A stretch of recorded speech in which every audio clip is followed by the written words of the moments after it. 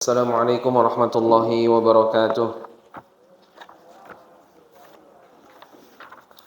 Alhamdulillahi rabbil alamin wa bihi nasta'in ala umuri dunya waddin. Asyhadu an la ilaha illallah wahdahu la syarika lah wa asyhadu anna Muhammadan abduhu wa rasuluh la nabiyya wa la rasula ba'da amma ba'd. Bapak Ibu sekalian, jamaah salat subuh yang dimuliakan Allah Subhanahu wa taala, kembali kita bersyukur kepada Allah di pagi hari, waktu yang diberkahi. Nabi sallallahu alaihi wasallam meminta kepada Allah, Allahumma barik li ummati fi bukuriha, ya Allah berkahi umatku di waktu pagi mereka. Di waktu-waktu seperti ini tidak dianjurkan untuk tidur, tapi sangat dianjurkan untuk melaksanakan aktivitas-aktivitas yang itu bernilai kebaikan untuk dunia dan akhirat. Dan Nabi sallallahu alaihi wasallam biasanya beliau ketika habis salat subuh, beliau di masjid sampai waktu syuruk datang. Itu banyak berzikir dan berzikir. Bapak Ibu sekalian, di waktu subuh ini adalah waktu yang hati kita masih bersih dari noda maksiat. Kalau siang, asar, malam, mungkin kita sudah banyak mata yang melihat yang haram, telinga mendengar yang haram, lisan juga. Maka di pagi saat seperti ini hati kita bersih. Makanya disitulah para ulama, salah satunya kalau tidak salah Imam An-Nawawi, kenapa sholat subuh itu beda dengan sholat-sholat yang lain. Dari sisi rakaat, dari sisi bacaan dia lebih panjang. Karena memang di waktu itu hati masih bersih. Ketika dibacakan ayat, maka ketika itu hati itu lebih merasakan bagaimana lantunan ayat tadi. Dan begitu pula ketika nasihat, lebih bisa merasakan. Dan begitu juga dengan doa. Ketika doa dipanjatkan di waktu pagi, apalagi di sepertiga malam terakhir menjelang masuk subuh, maka di situ tuh lebih. Karena apa? Karena hati kita di saat itu, mata kita, telinga kita belum maksiat. Maka kondisi terbaik untuk meminta kepada Allah Subhanahu wa taala. Itu di antara kesimpulan atau keterangan dari para ulama. Salawat dan salam semoga tercurah kepada Nabi kita Nabi Muhammad sallallahu alaihi wasallam.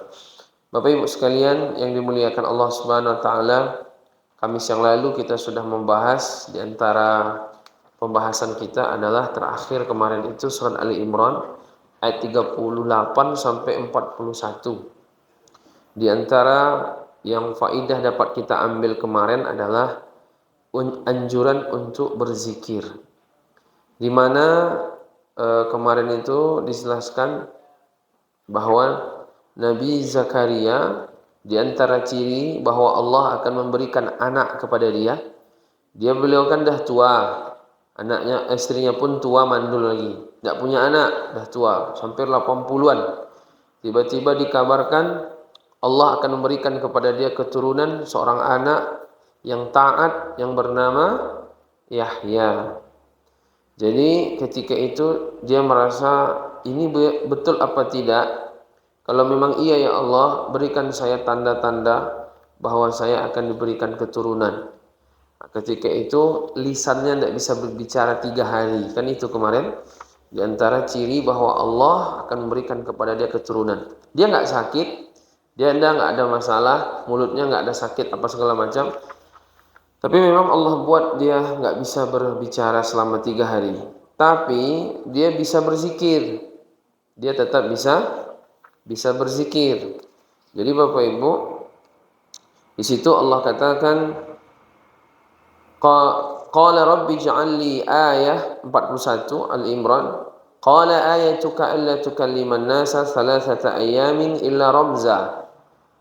Ya Allah, berikan kepadaku tanda-tanda bahwa aku nanti kalau memang punya anak, apa ciri-cirinya, ciri-ciri tanda-tanda yang berefek, yang bisa aku meyakinkan hati gitu.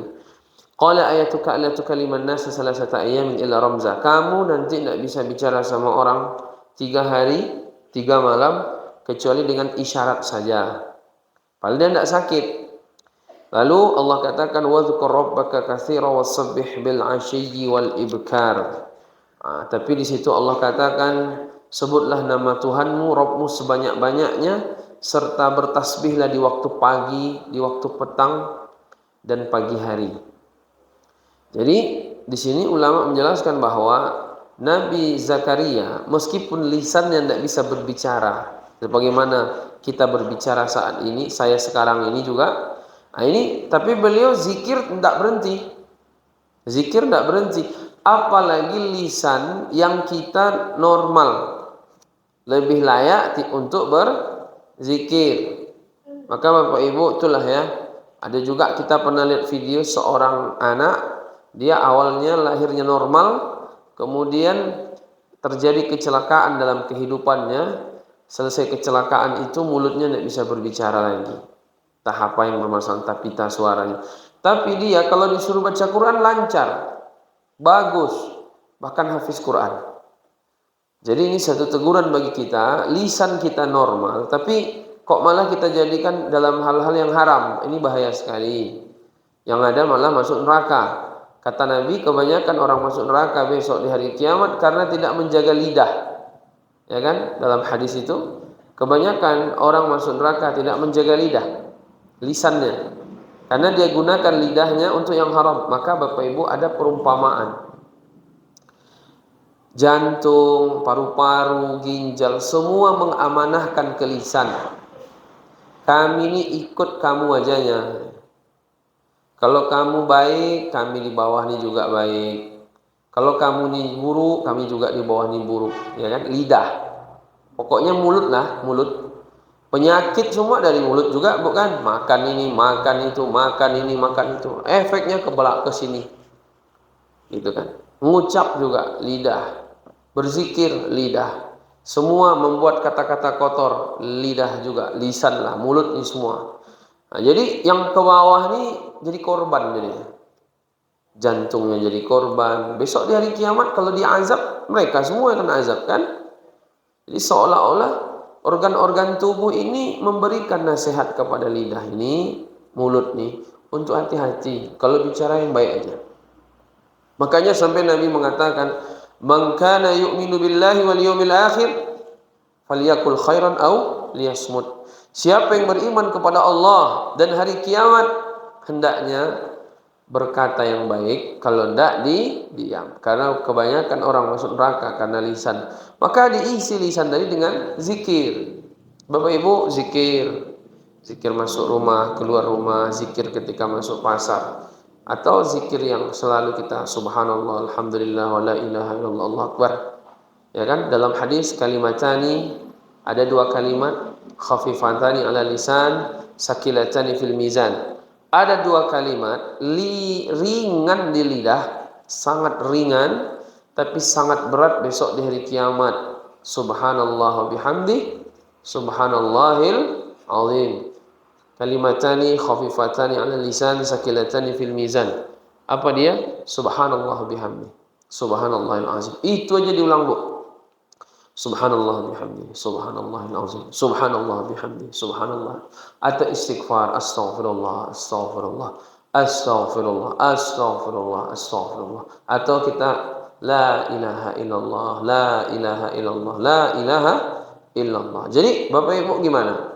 Ketika lagi di kendaraan misalnya nak, lihat kanan, lihat kiri, ya kan? Tapi mata nak juga ngantuk di kendaraan misalnya, pergi ke Pekanbaru, isi itu dengan zikir. Subhanallah, subhanallah. Sebagaimana Nabi juga menganjurkan kalau mendaki takbir, Allahu Akbar. Kalau menurun, subhanallah. Zikir, zikir, zikir. Hati tenang. Hati tenang. Atau sebaik-baik zikir kalau memang kita lagi di rumah, lagi di mana, baca Quran. Itu lebih bagus lagi. Misal kita baca surat Al-Baqarah, kita baca surat Ali Imran, ya kan? Kita baca juz 30 yang kita hafal, An-Naba amma yatasaalun. Gitu-gitulah. Jadi zikir. Jadi kata Nabi, dunia ini semua tercela kecuali orang yang berzikir kepada Allah Subhanahu wa taala. Jadi Bapak Ibu, betapa Nabi Zakaria tidak bisa bicara tapi zikirnya terus. Apalagi kita. Nah, itu kata ulama. Apalagi kita, lisan kita normal lebih sangat layak untuk kita banyak berzikir. Jemaah sekalian yang dimuliakan Allah Subhanahu wa taala. Sekarang kita coba kaji selanjutnya. Sepertinya ini untuk kisah ini selesai nih pertemuan sekali ini ya. Kita nanti masuk ke kisah selanjutnya.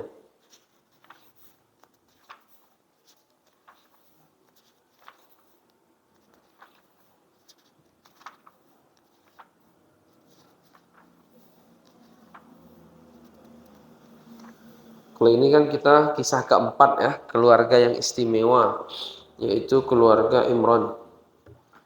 Sekarang kita masuk 42 43. A'udzu billahi minasyaitonir rajim. وإذ قالت الملائكة يا مريم إن الله اصطفاك وطهرك واصطفاك على نساء العالمين يا مريم اقنتي لربك واسجدي واركعي مع الراكعين. Dan ingatlah ketika malaikat Jibril berkata kepada Maryam, Ya Maryam, wahai Maryam, Innallaha astafaki, sesungguhnya Allah telah memilih kamu. Jadi dipilih Maryam. Dan ini langsung malaikat berbicara dengan beliau. Makanya sebagian ulama ada yang menyimpulkan bahwa ternyata malaikat ini dia ngomongnya nggak cuma sama Nabi aja. Ternyata selain Nabi pun dia kadang bisa bicara. Tapi saya nggak tahu. Setahu saya cuma Maryam ini aja. Ya kan, yang lain nggak ada ya Bu ya. Nah, Maryam bukan Nabi, tapi malaikat bicara dengan dia. Luar biasa ya. Wa tahharaki, mensucikanmu, wastafaki ala nisa'il alamin, dan melebihkanmu atas segala wanita di dunia yang semasa dengannya. Kemudian ya Maryam uqnuti li rabbiki wasjudi warka'i ma'raki'in. Wahai Maryam, taatlah kepada Rabbmu, sujud dan rukuklah bersama orang-orang yang rukuk. Jadi Bapak Ibu jemaah yang dimuliakan Allah Subhanahu wa taala, di antara faidah di sini Allah mengatakan di sini bahwa malaikat mengatakan kepada Maryam, Innallaha astafaki, Allah memilihmu. Kenapa dipilih ini? Ya kan? Maka ini menjadi satu contoh bagi perempuan-perempuan bahwa bagaimana ibunda Maryam ini betul-betul sangat beliau orangnya menjaga diri, menjaga kesuciannya. Wa tahharaki, mensucikanmu. Kan begini Bapak Ibu, kadang Allah itu menguji kita tergantung apa yang kita junjung. Nabi Ibrahim itu Allah uji dengan cinta. Nah, saya baca begitu, dengan cinta. Dia ini lama nggak punya anak. Setelah menunggu sekian puluh tahun lamanya, setelah dia pun punya anak, dia disuruh untuk menyembelih anaknya. Ya kan? Betul-betul diuji dengan cinta. Kemudian di saat yang sama dia seorang yang beriman, ayahnya kafirnya tulen. Ayahnya kafirnya luar biasa, Azar, tukang buat berhala. Bukan awam-awam ayahnya dari sisi kemusyrikan, tapi dia memang kalau kata orang pentolannya membuat berhala. Dia betul-betul merasa sedih gitu kan. Dia seorang anak Nabi yang dimuliakan, Rasul yang sangat dimuliakan. Bahkan Nabi Muhammad pun disuruh untuk mengikuti Nabi Ibrahim. Bagaimanapun kemuliaan Nabi Muhammad di sisi Allah, tapi tetap disuruh Allah untuk mengikuti Nabi Ibrahim. Dan Nabi Ibrahim ini ketika berdakwah pun sendiri. Dan beliau yang langsung hancurkan berhala-berhala itu. Ya kan? Tapi betul-betul dia diuji dengan cinta. Rasa sedih, rasa semuanya, kesedihan. Lama nak punya anak, udah punya anak suruh sembelih pula, ya kan? Kemudian ayah kayak gitu juga di masyarakat, dia dikucilkan sendirian dia. Nah, jadi kadang begitu Allah menguji. Termasuk Nabi Muhammad. Nabi Muhammad diuji dengan kejujuran. Di waktu yang sama beliau selalu dipuji-puji, jujur. Bahkan ada orang nyimpan duit sama beliau, semuanya. Betapa jujurnya beliau. Tapi di situ pula beliau dibilang kadzab. Kadzab artinya pembohong. Dicari Allah lawan gitu. Dia betul-betul jujur, dibilang pembohong. Kan berat sekali itu Bapak Ibu. Kemudian termasuk Maryam. Maryam ini terkenal anaknya seorang yang betul-betul menjaga dirinya, tidak keluar rumah, dia dalam mihrab terus, tapi dia bisa hamil. Nah, ini kan berat nih. Tapi kalau orang sekarang lain lagi, ya kan? Banyak juga sekarang nih. Tidak ada suaminya hamil ya Bu ya. Nah ini lain cerita ini. Kalau yang Maryam ini betul-betul Allah memberikan satu kekhususan. Tidak ada memang suaminya. Dia nggak pernah ketemu dengan laki-laki siapapun, tapi di situ dia bisa hamil. Itu kehendak Allah Subhanahu Wa Taala. Nah, bagaimana itu kira-kira menjelaskan ke kaumnya? Berat sekali. Di situ beliau diuji. Dia sangat terkenal dengan menjaga diri, tapi di situ Allah uji beliau dengan dia betul-betul menjaga diri, tapi di situ dia bisa hamil tanpa suami. Ini berat sekali. Jadi Bapak Ibu jamaah yang dimuliakan Allah Subhanahu Wa Taala, Allah memilih ibunda Maryam ini dan Allah mensucikannya. Sekiranya para wanita-wanita muslimah meniru beliau suci, tidak bercampur dia dengan laki-laki, dia nggak ada pacaran, tidak ada ini segala macam. Begitulah harusnya. Makanya kan disebutkan ada tambahan penjelasan di luar buku kita ini, Bapak Ibu. Saya dapat penjelasan. Seorang wanita solehah harusnya seperti Maryam. Dan di antara perempuan di surga itu kan kata Nabi SAW kan, di samping ibunda Khadijah salah satunya termasuk Maryam, ya kan? Pertama, beliau ini selalu di mihrab, menjaga dirinya. Dia nggak kemana-mana kecuali memang ada satu keperluan. Sehingga dengan itu Allah berikan rezeki kepadanya. Sebagaimana kisah sebelumnya, anna laki hadza qalat huwa min indillah. Dari mana kamu mendapatkan buah-buahan ini wahai Maryam? Kata Nabi Zakaria, qalat huwa min indillah. Ini dari Allah. Jadi seorang wanita solehah, sebagian dipahami bahwa ketika dia menjaga dirinya, kemudian dia Allah akan berikan rezeki. Allah akan berikan rezeki kepada dia ketika betul-betul menjaga dirinya, seorang wanita tadi. Kemudian Bapak Ibu, wasjudi. Di sini disampaikan, ya Maryam qunuti li rabbiki wasjudi warka'i ma'ar raki'in. Wahai Maryam, taatlah kepada Rabbmu, sujud dan rukuklah. Jadi ketaatan kepada Allah ini nomor satu. Seorang wanita dituntut untuk ketaatan kepada Allah nomor satu. Ketika dia harus betul-betul di tempat di rumahnya. Waqarna fi buyutikunna. Allah perintahkan dalam ayat lain pula, wanita hendaknya mereka tetap di rumah mereka. Ya kan, kalau keluar boleh kecuali kalau memang ada satu keperluan. Jadi Bapak Ibu, Ibunda Maryam ini dia selalu kegiatannya di rumah itu adalah sujud ruku, itu ya terus.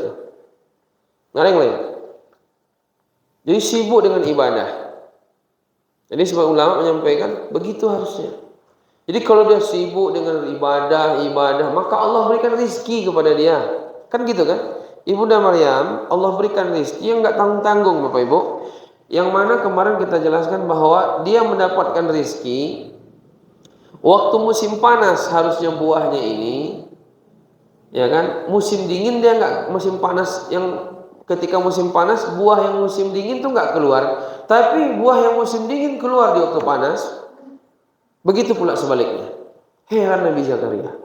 Kenapa? Karena selalu dia dalam keadaan menjaga dirinya, kesuciannya, kemudian dia ruku, sujud. Di situ Allah berikan rezeki kepadanya. Sehingga disimpulkan kalau seorang wanita dia memang ingin Allah berikan rezeki kepadanya, dia sering di rumahnya dan dia ruku, sujud. Nah, cuman malas ya kadang-kadang kan agak berat ya untuk taat ini, kadang nggak semuanya. Paling yang wajib-wajib aja, kan begitu. Nah, memang salah satu rezeki dimudahkan Allah adalah ketika kita sholat, itu dimudahkan rezeki kita. Sebagaimana Allah sebut dalam satu ayat yang lain, apa itu nasihat dalam ayat itu, wa'mur ahlaka bis sholati wastabir 'alaiha nahnu narzuquka, gitu kan. Suruh anakmu sholat. Apa lagi Bu? Surat Toha itu kalau tidak salah. Ayat berapa Bu? Lupa pula saya. Seratusan berapa itu? Itu sering dibaca, tapi kadang lama tidak tersebut, lupa deh. Wa'mur ahlaka bis shalah. Jadi suruh untuk sholat, keluarga kita suruh untuk sholat. Nanti Allah yang kasih rezeki. Nahnu narzuquka. Kami yang berikan rezeki kepadamu. Seratusan ya. Toha surat 20 ayat 132.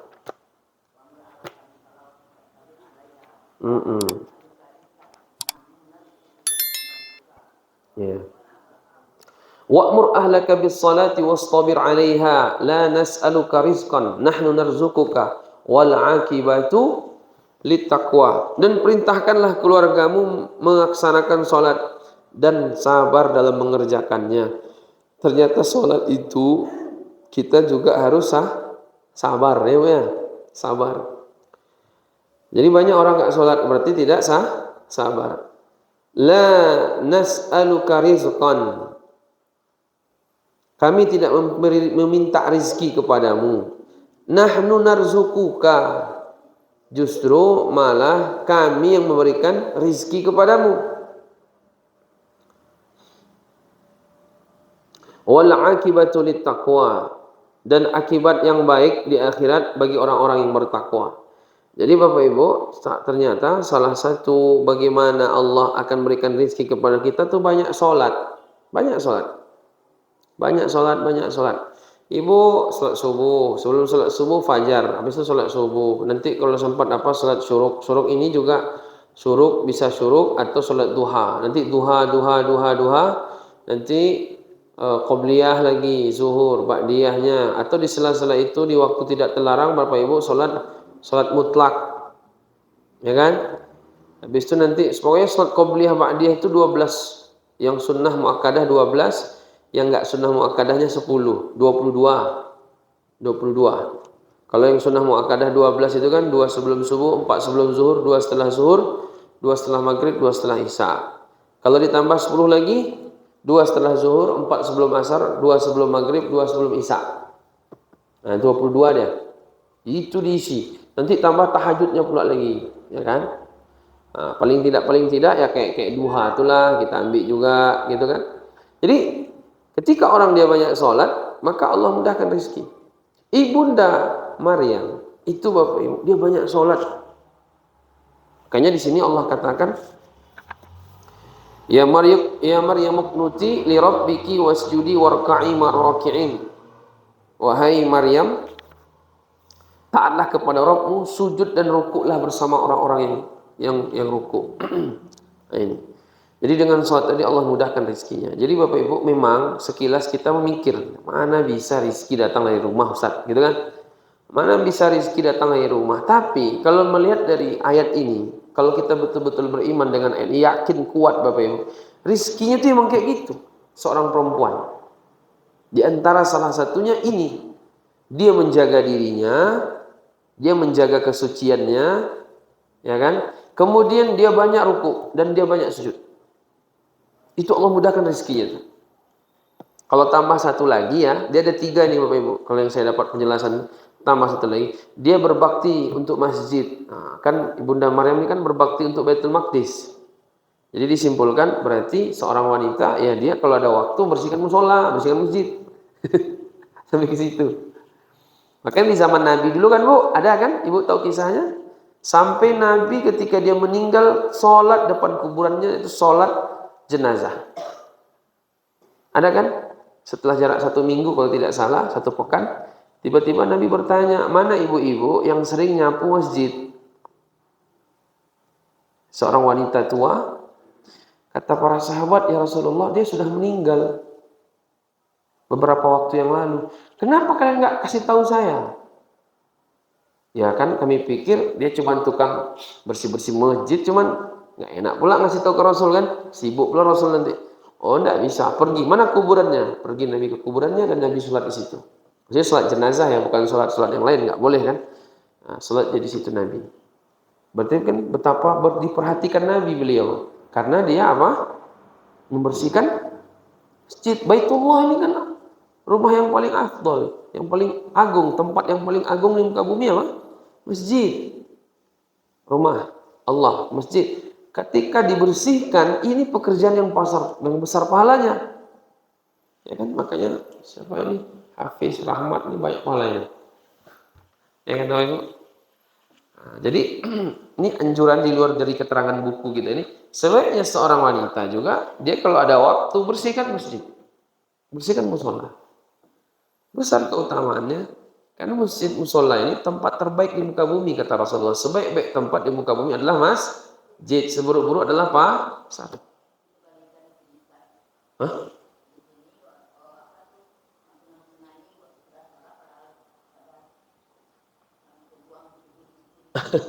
Iya, iya, iya. Jadi ini Bu lebih kepada ke kita. Jadi kalau ada waktu, sebagaimana Ibu Bunda Maryam ini, dia bersih masjid, ya kan? Dibersihkannya masjid. Iya Bu. Jadi tiga dia. Kalau saya dapat prinsip itu tiga. Pertama, dia menjaga diri. Yang kedua, banyak rukuk dan sujud. Yang ketiga, kalau ada waktu, kesempatan, dia berbakti atau membersihkan masjid, musola, dan tempat dia tinggal. Itu perempuan begitu. Maka Allah berikan rezeki dia. Dan Allah jaga betulnya. Ke situ kesimpulannya. Di buku ini tidak ada. Nah, jadi Bapak Ibu jamaah yang dimuliakan Allah Subhanahu wa taala, kalau dipikir-pikir iya juga kan, Bu. Masjid tempat terbaik. Ketika kita bersihkan, tentu kan baik kan? Banyak pahala kita kan? Nah, itu. Nah, untuk masalah menjaga diri, ini anak-anak perempuan hari ini jarang sekali menjaga diri. Kalau diperhatikan. Bahkan sengaja untuk mengotori dirinya sama laki-laki. Iya Bapak Ibu, sejak ada HP. Ini Bapak Ibu kalau punya anak perempuan, jaga betul hari ini. Ini luar biasa. Entah dia yang diinte-inte sama orang, atau memang dia kalau sudah nanti balik atau menjelang balik, puber, dianya yang suka juga sama orang. Sehingga dia mengundang laki-laki datang. Akhirnya hamil, nyesal, menangis. Sekarang begitu, ngeri sekali. Nah, berbeda dengan wanita-wanita zaman dulu. Mereka menjaga. Sekarang nih, Masya Allah Bapak Ibu ya. Kalau dulu tuh kan nikah, betul-betul syariat nikah itu mulia. Sekarang nih syariat nikah tuh hampir nggak mulia lagi. Orang berzina aja sebelum nikah banyak sekarang. Dan tidak ada yang bisa menjaga kehormatan dirinya hari ini kecuali ketakwaannya kepada Allah Subhanahu wa taala. Kalau Bapak Ibu yang sudah tua-tua mungkin tidak begitu. Tapi mudah-mudahan hari ini Bapak Ibu, na'udzubillah, ngeri sekali. Anak SD, anak SD aja itu udah tahu hal-hal yang kita kadang yang istilahnya udah ada tua, yang udah tua-tua sekarang ini, mungkin itu perkara-perkara yang bicaranya itu tidak level dia gitu. Anak SD sekarang ini betul-betul dijaga anak-anak kita, khususnya anak perempuan. Banyak sekarang yang orang tua tidak pula melihat anaknya, memperhatikan anaknya, mau pergi malam, mau pergi kapan, pulang jam berapa, nggak dijaga dia. Dan nanti anaknya udah ini. Kalaupun dia nggak sampai kecelakaan hamil itu, paling tidak kesuciannya direnggut. Maksudnya dalam artian dia dipegang-pegang, dia di segala macam. Ini tolong diperhatikan Bapak Ibu. Jadi dia apa namanya nih? Dia nggak suci lagi kalau kayak gitu. Orang kan suci nggak suci ini kan lebih kepada melakukan perbuatan zina. Ketika dia belum sampai ke situ pun, itu ya kayak gitu tuh kotor udah. Makanya ayatnya itu kan wala taqrabu. Jangan dekati. Bukan larangannya jangan lakukan zina, jangan dekati, jauh sebelum itu. Kalau jangan lakukan kan melakukannya langsung. Jangan dekati, jauh dari melakukan. Kayak gitu ayatnya kata ulama. Jangan dekati. Anak kita bonceng-boncengan, jangan sampai. Nanti mereka janji-janjian itu. Kayak gitu sekarang. Jadi pemancing syahwat di zaman ini itu sangat kuat Bapak Ibu. Sekarang dia di masjid, nanti bentar lagi pulang dia ke rumah, entah apa yang dilihat sama dia. Tiba-tiba syahwatnya naik. Kayak gitu tuh sekarang. Jadi kondisi berubah-ubahnya dan meledak-ledaknya syahwat anak-anak hari atau orang hari ini itu sangat besar sekali. Bentar berubahnya. Kalau dulu tidak ada begitu. Dulu tidak ada begitu. Separah. Kalau sekarang ini parah sekali. Nah, jadi diperhatikan kesucian anak-anak perempuannya. Karena bagaimanapun Bu, yang banyak rugi itu anak perempuan, bukan laki-laki. Laki-laki rugi-rugi gitu-gitu ya, lari dia dah. Ya kan? Perempuan yang menanggung, paling banyak itu perempuan. Kasihan. Jadi syariat nikah itu hilang kemuliaannya seolah-olah. Tidak perlu nikah langsung. Paling nanti nikah cuman formalitasnya. Dah apa dia baru nikahnya kan? Nah, ini enggak ini. Bapak Ibu jamaah yang dimuliakan Allah Subhanahu wa taala. Kemudian Di sini ada ulama menjelaskan warka'i ma'arroki'in, sujudlah bersama orang-orang, rukuklah bersama orang-orang rukuk. Berarti dianjurkan sholat berjamaah ke masjid. Dianjurkan sholat berjamaah ke masjid. Untuk laki-laki berbeda pendapat para ulama memang. Ada yang mengatakan sunnah muakkadah, Imam Malik. Ada yang mengatakan fardu kifayah, Imam Syafi'i. Ada yang mengatakan wajib, mazhab Ahmad. Ada yang mengatakan sah solat malah Ibnu Taimiyah, tapi ini terlampau keras. Ya. Jadi sebenarnya bagi laki-laki berjamaah ke masjid ini wajib. Kalau tidak dosa dia ke masjid. Adapun bagi perempuan ada yang mengatakan mubah, ada yang mengatakan sunnah. Kalau wajib enggak, Bu ya?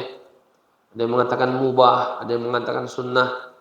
Ada yang mengatakan lihat-lihat dulu kalau memang enggak banyak mudarat, ya bolehlah. Tapi kalau banyak mudarat enggak boleh. Nah, kayak gitu. Tak boleh berdandan-dandan segala macam, pakai parfum ke masjid, tak boleh. Nah, jadi, tapi khusus bagi laki-laki dianjurkan untuk ke masjid.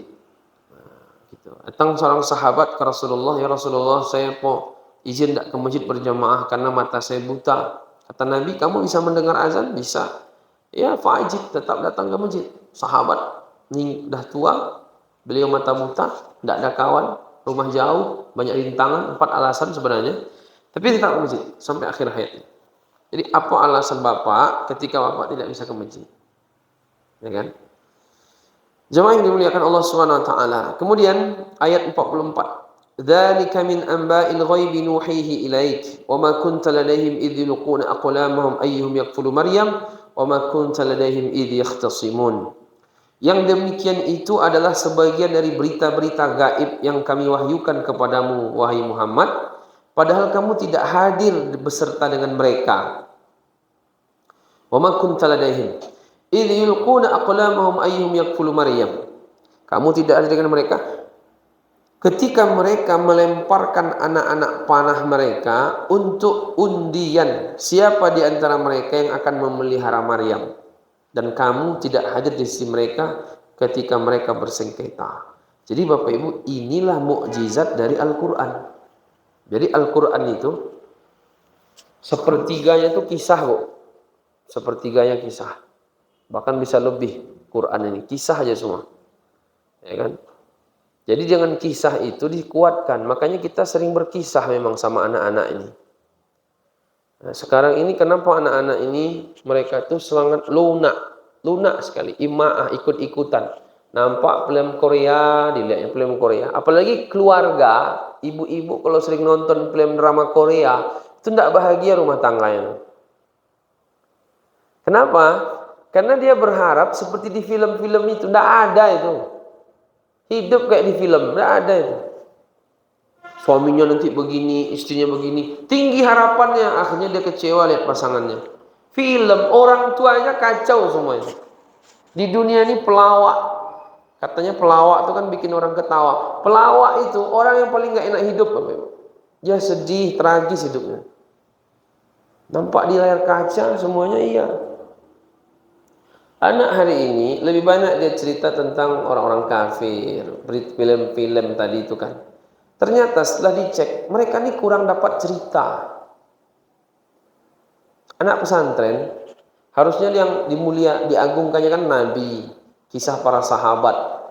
Ini malah pemain bola, film-film Korea, ya kan? Kenapa? Karena mereka ini jarang dapat cerita. Maka mulai sekarang ini guru-guru sejarah Islam harus banyak cerita tentang kepahlawanan Islam. Sehingga dalam otak mereka ini, saya pengen jadi Umar misalnya, saya pengen jadi Khalid bin Walid, saya pengen menjadi Ibunda Khadijah. Kan tidak ada. Yang ada saya pengen jadi artis ini, artis itu, artis ini. Jelas artis itu pekerjaan haram. Ya kan? Artis itu Bapak Ibu, kalau tidak buka aurat tidak laku deh. Berarti kan buka auratnya itu yang bikin dia laku. Dicantik-cantikkan dirinya. Kalau tidak cantik dia aslinya. Cuman skincare-nya 80 juta, apa tidak cantik dia. Nah itu ditampilkan ke orang. Akhirnya orang suka. Naik syahwat orang. Dosa. Karena kalau tidak buka aurat tidak bisa jadi artis. Kecuali yang memang dia standar-standar aja nanti paling. Pakai jilbab tapi masih berdandan juga. Tapi standar-standar aja. Islam kan tidak begitu. Nah Jadi Bapak Ibu jamaah yang dimuliakan Allah Subhanahu wa taala, ini diantara kemukjizatan Al-Quran. Dan Al-Quran ini banyak berbicara tentang kisah dalam Quran ini. Kisah, banyak tentang, hampir lebih sepertiga tentang kisah. Kisah Nabi Yusuf, kisah Nabi ini, kisah Nabi apa, Nabi Musa, kisah Nabi Ibrahim, kisah Nabi Nuh, banyak kisah-kisah. Untuk ambil pelajaran. Karena sejarah pasti berulang. Makanya kisah-kisah itu harus kita pelajari, sampaikan ke anak-anak. Biar mereka ada gambaran, tidak mudah meniru-niru orang. Kalau mereka mudah meniru-niru orang, dan mereka di otak mereka ini tidak ada satu gambaran siapa yang mereka contoh, itu bisa dipastikan karena mereka ini jarang dapat cerita. Makanya orang tua harus pandai bercerita ke anaknya. Guru harus pandai bercerita kepada muridnya. Kisah-kisah Islam. Kita nggak kekurangan kisah Bapak Ibu. Tapi orang ini banyak juga membaca kisah-kisah yang nggak jelas, ya kan? Yang salah ya orang tuanya juga, karena jarang berkisah. Jadi ini kisah Allah ceritakan ke Nabi Muhammad. Nabi Muhammad tidak hadir, jauh kan dia jaraknya, jauh antara Maryam dengan sampai ke Nabi Muhammad SAW jauh sekali. Jadi Bapak Ibu, inilah diantara kemukjizatan Al-Quran. Allah menceritakan perkara-perkara gaib kepada Nabi SAW. Masalah perkara gaib ini yang lalu ataupun yang akan datang itu dikisahkan, diceritakan atau diisyaratkan. Seperti hari ini penemuan-penemuan, misalnya penemuan-penemuan. Orang sekarang ini orang kafir banyak masuk Islam udah. Karena mereka menemukan ternyata udah dibahas sebelumnya dalam Quran. Misalnya laut dengan sungai itu tidak bersatu, ada yang asin, ada yang ini. Betul. 14 abad yang lalu, gimana ceritanya? Ini orang, dia nggak pernah sekolah. Nabi Muhammad kan nggak pernah sekolah. Dia nggak pernah baca, dia nggak bisa nulis. Tapi dia bisa cerita bahwa di laut itu ada gunung. Di laut tuh nanti ada api. Laut ini berpisah dengan sungai yang tawar. Bahwa bumi ini sama langit awalnya disatukan, lalu dipisah. Ini teori ini 50 tahun yang lalu Bu, dibahas baru. Sementara ini Islam ini dikasih tahu sama kita 14 abad yang lalu. Jadi berarti kan perkara-perkara yang orang nggak tahu selama ini, tapi udah lama dibahas sebenarnya. Akhirnya banyak mereka ini yang masuk Islam. Tentang Fir'aun juga itu. Fir'aun itu berapa? 3000 tahun yang lalu. Berapa ribu tahun yang lalu Bapak Ibu? Dibahas tuh, al-yauma nunajjika bibadanika litakuna liman khalfaka. Hari ini kami selamatkan jasadmu Fir'aun, agar pelajaran bagi orang setelahmu nanti. Itu dia ada tuh. Jadi banyak sekali. Sains dan teknologi justru di Islam ini, di Quran ini lebih dulu disampaikan. Orang meneliti belakangan. Ketika dicocokkan di Quran, di situ dia masuk Islam. Tidak masuk Kristen. Kalau Kristen tidak begitu. Tidak ada.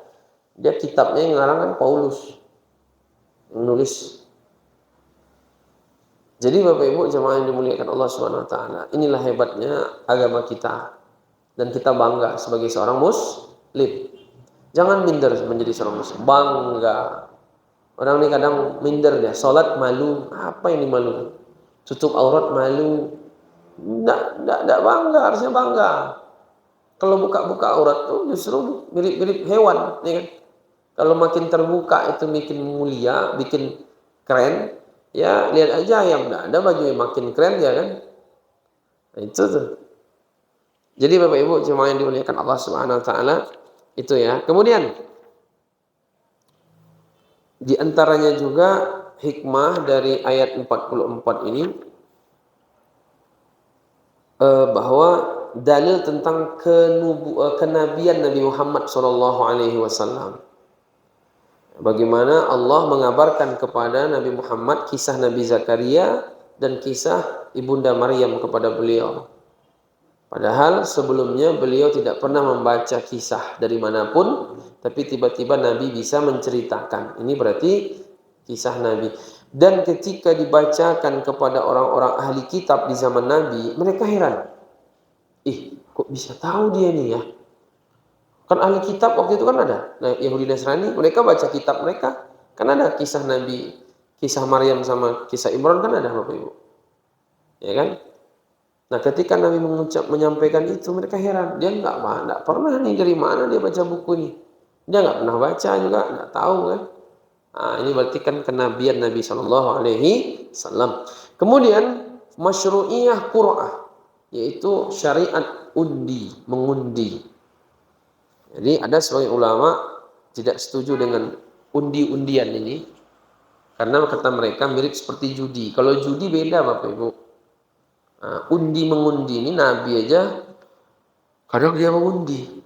Dan nabi-nabi sebelum Nabi Muhammad mengundi juga. Nabi Yunus, Nabi Zakaria, bahkan Nabi Muhammad mengundi. Nabi kan istrinya banyak. Kalau Nabi ingin pergi safar, dia ingin bawa istrinya, dia ngundi istrinya. Siapa? Diundi sama dia. Berarti kan tidak masalah. Kemudian termasuk juga undian intinya dibolehkan dalam Islam. Yang penting tidak ada unsur judi di dalamnya. Nabi pernah juga mengatakan tentang keutamaan shaf pertama dan muazzin. Apa kata Nabi?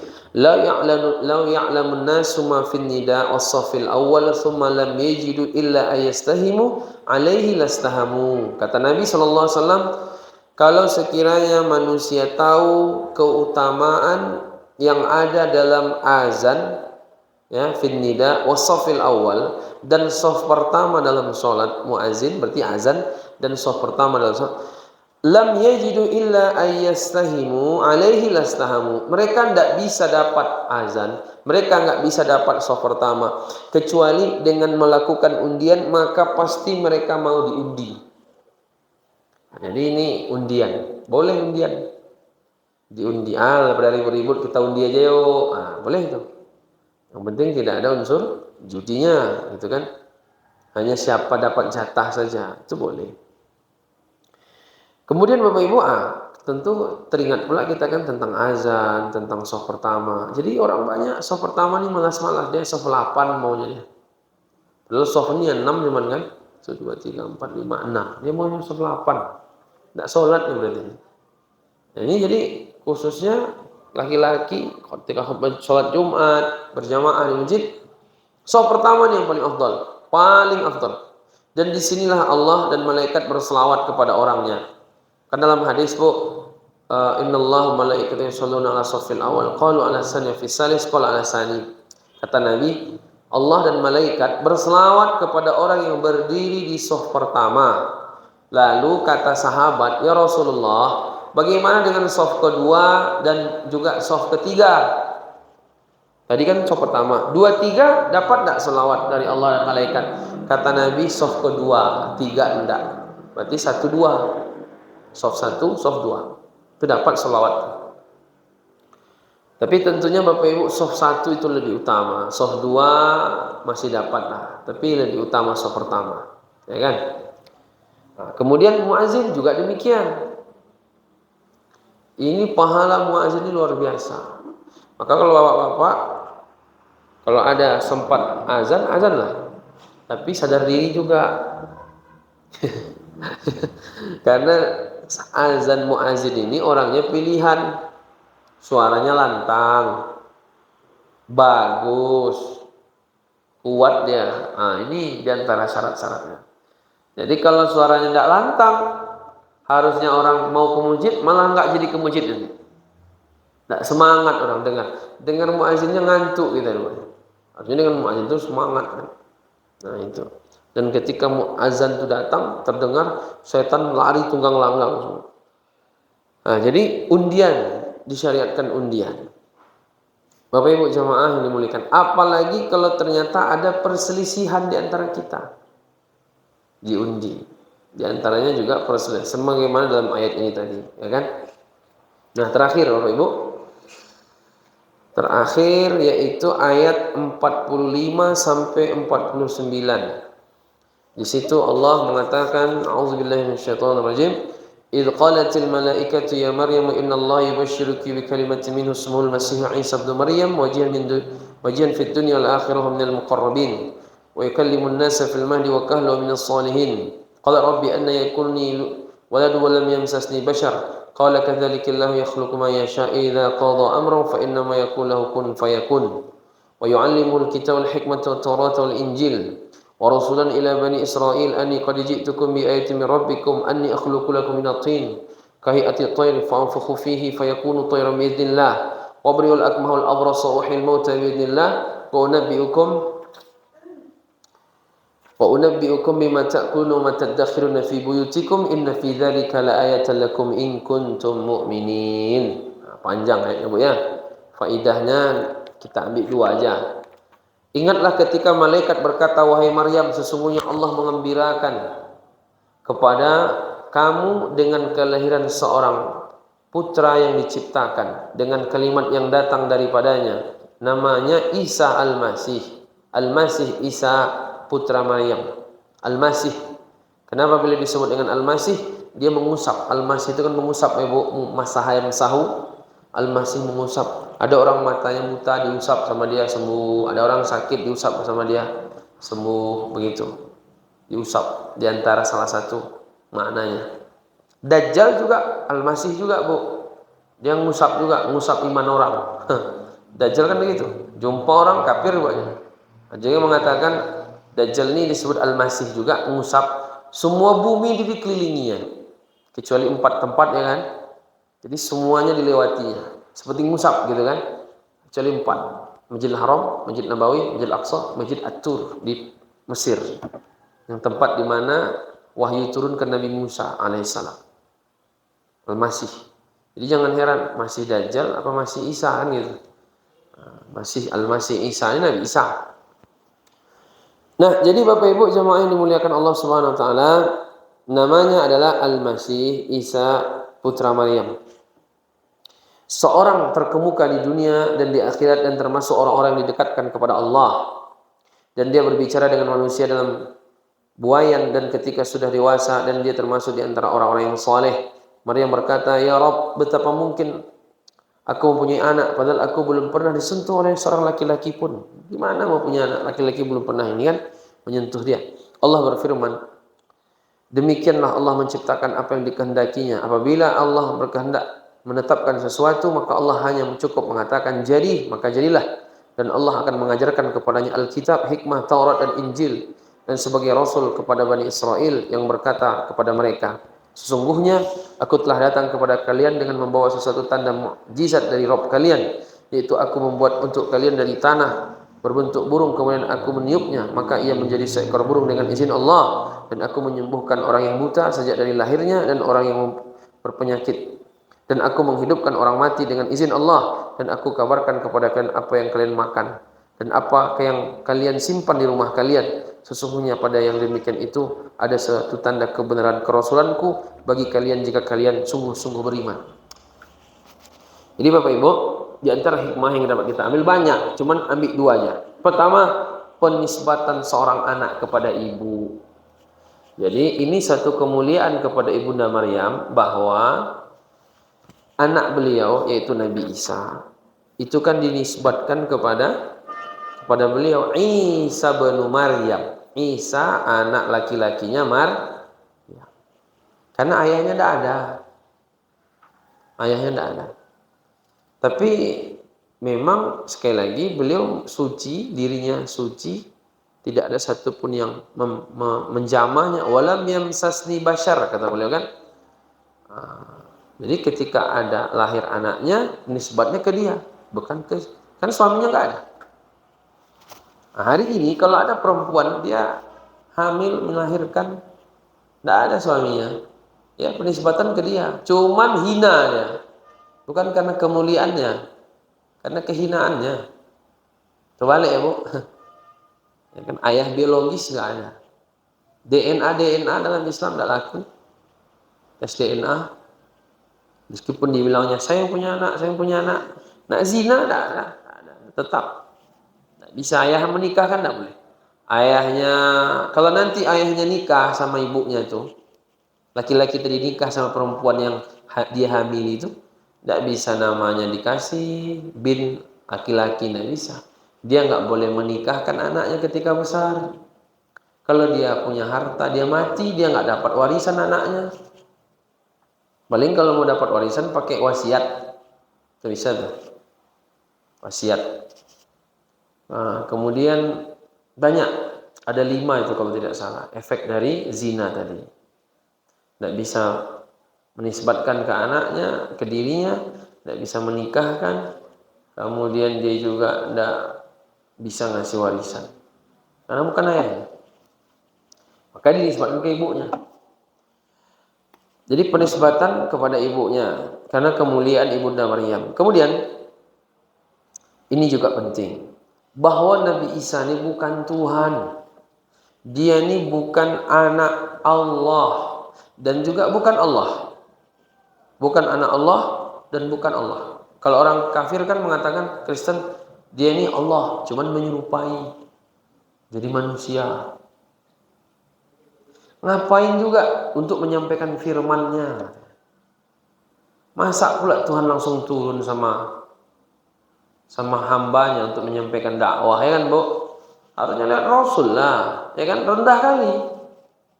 Lihat Rasul, jangan langsung turun. Tuhan langsung turun lah. Kemudian pede lagi kan, kami ini sudah terbebaskan dosa-dosa kami dengan kematian Yesus, ya kan? Kematiannya lalu habis itu dia boleh bermaksiat, bunuh orang, mencuri gitu, karena sudah ditebus dosanya. Enak sekali, ya kan?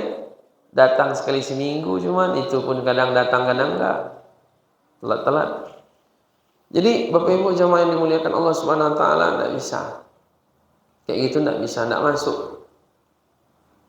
Nah, jadi mereka meyakini demikian. Padahal kalau diambil kisahnya, Bu, itu kan versi mereka nih, Nabi Isa. Kalau kita kan Nabi Isa, kalau dia kan ini. Itu kan karena ada murid dia yang berkhianat aslinya kan. Murid dia berkhianat, lalu kalau tidak salah dilaporkan sama muridnya itu ke Romawi ya, Romawi. Dan dia nanti diberikan hadiah sekian gitu. Berkhianat muridnya berkhianat kepada Romawi sehingga kata mereka Yesusnya ditangkap dan disalib. Kenapa berkhianat? Karena bisikan iblis. Karena bisikan iblis, kata mereka begitu. Akhirnya Yesusnya ditangkap, lalu dia dibunuh di kayu salib. Sehingga dengan itu dosa kita terhapus karena dia mengorbankan dirinya. Mau enggak Yesus ditangkap? Enggak. Mau enggak mereka Yesus ditangkap? Enggak. Tapi lucunya kan gini, sehingga dosa-dosa mereka terhapus dengan Yesus mengorbankan dirinya. Sehingga dengan Yesus mengorbankan dirinya, dosa mereka terhapus. Berarti kan bagus nih, dosa mereka terhapus. Cuman lucunya, muridnya ini kan berkhianat. Terus siapa yang memberikan bisikan untuk dia berkhianat? Iblis. Berarti iblis ini paling berjasa ini. Ya kan, Bu? Karena kalau tidak dibisikin sama iblis, lalu muridnya nggak akan berkhianat. Kalau muridnya nggak berkhianat, sehingga Yesusnya tidak kena tangkap. Kalau dia nggak kena tangkap, sehingga dia tidak mati. Kalau dia nggak mati, nggak ada pengampunan dosa, ya kan? Bingung jadinya kan? Itulah. Berarti yang paling baik ini siapa? Iblis ya. Yang paling baik iblis kan gitu jadinya kan, Bu? Karena digoda ya lah akhirnya jadi terhapus dosa orang semua. Ya kan? Nah, itu. Enak sekali ya kan, kalau sekali kayak itu hapus dosa semua, ya kan.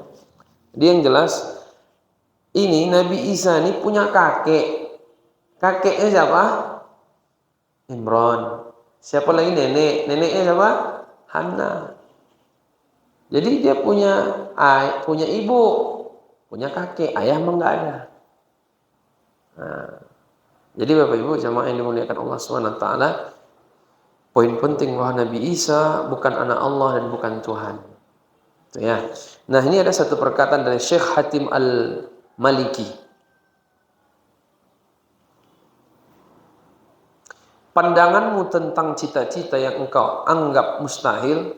Jadi kita punya cita-cita, kita anggap ini mustahil lah, ini enggak mungkin saya dapat. Kita sudah punya cita-cita, enggak dapat nih, mustahil. Itu akan bisa berubah ketika engkau membaca ayat ini. Ayat ini, surat Ali Imran ini, ayat 45 sampai 49 ini, Kan kisah tentang Nabi Isa, dia bisa lahir tapi ayahnya nggak ada. Kalau Allah berkehendak, maka bisa saja kan, Bu? Mustahil kan? Di dunia ini nggak ada orang yang seperti itu Nabi Isa. Di dunia ini nggak ada orang yang dia lahir tanpa ayah, hanya Nabi Isa. Hanya Nabi Isa. Sangat-sangat mustahil. Sangat-sangat mustahil. Tapi di situ kan dibilang sama ibunda Maryam, walam yamsasni bashar. Gimana aku mau punya anak? Aku belum pernah dijamah sama seorang pun dari laki-laki. Nah, di situ apa dikatakan? Idza qada amrun fa innama yaqul lahu kun fayakun. Allah kalau sudah berkeinginan, apapun bisa tinggal bilang kun fayakun. Jadi banyak perkara mustahil, apalagi di bawah itu gitu loh. Antara seorang anak lahir nggak punya ayah seperti Nabi Isa, itu kan sangat mustahil itu. Di bawah itu masih banyak. Itu paling tinggi levelnya bisa dibilang kan, Bu? Di bawah itu banyak. Apa yang Bapak kita cita-citakan, anak kita cita-citakan untuk akhirat kita atau untuk perkara dunia, tapi targetnya tetap akhirat. Yang kita anggap mustahil mesti bisa kalau Allah berkehendak. Makanya kata beliau ini, orang kalau dia sudah bercita-cita lalu dibilangnya mustahil, kalau dibacanya ayat ini, maka ketika itu langsung berubah cara berpikir dia bahwa itu bisa. Allahu a'lam. Itu mungkin Bapak Ibu pertemuan kita pada suku ini, ya.